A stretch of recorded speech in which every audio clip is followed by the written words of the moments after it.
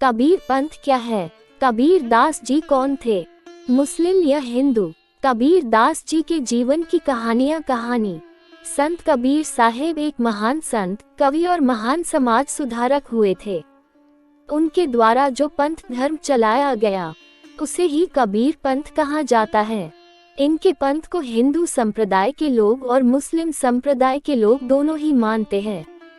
प्रारंभ में वे सूत काटते और कपड़ा बुनते थे।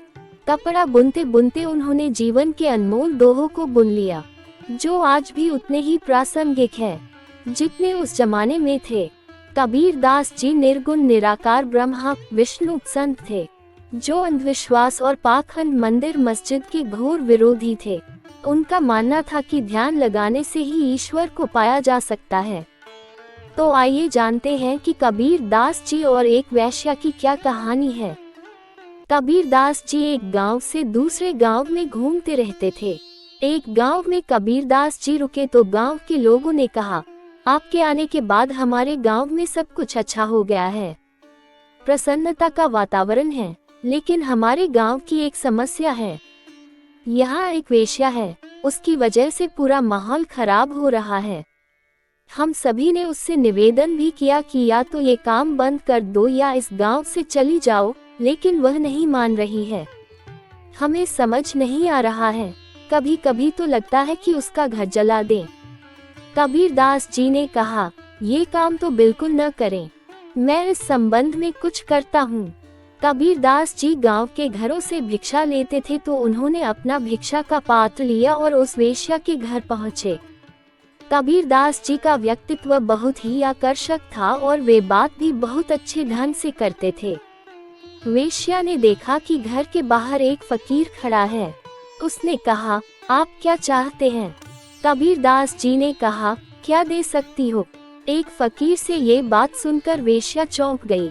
वह बोली, मैं तो सब कुछ दे सकती हूँ, तुम क्या लेने आए हो? कबीर दास जी ने कहा, मैं देह रूप नहीं, तुम्हारा दिव्य रूप लेने आया हूँ। ये सुनकर वह वेश्या और ज्यादा हैरान हो गई। उसने पूछा, बाबा आप कहना क्या चाहते हैं, साफ साफ बताए। कबीर दास जी ने कहा, हमारी बाहरी देह के भीतर एक दिव्य रूप है, आत्मा है। देवी, कभी उस दिव्य रूप का भी आनंद लो तो बाहरी देह का मोह छूट जाएगा। क्या तुम मुझे दिव्य रूप की भिक्षा दे सकती हो? कबीर दास जी की बातें सुनकर वह महिला समझ गई कि ये संत कहना क्या चाहते हैं। उसने प्रणाम किया, उसकी आंखों में आंसू आ गए थे। उसने कहा, आपकी जो भी आज्ञा होगी मैं उसका पालन करूंगी।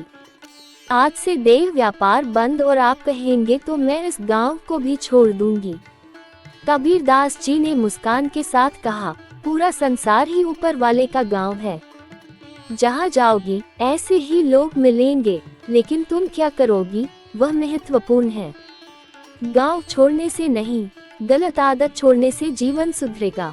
उस महिला ने सभी गलत काम छोड़ दिए तो गांव वालों को बहुत आश्चर्य हुआ कि कबीर दास जी ने उस महिला का जीवन सुधार दिया। सीख, अगर किसी व्यक्ति से बुरी आदत छुड़वाना हो तो सिर्फ दबाव से काम नहीं चलेगा। बुराई छुड़वाने के लिए समझाइश भी जरूरी है। हमारा समझाने का तरीका ऐसा होना चाहिए कि सामने वाला व्यक्ति हमारी हर बार आसानी से समझ सके।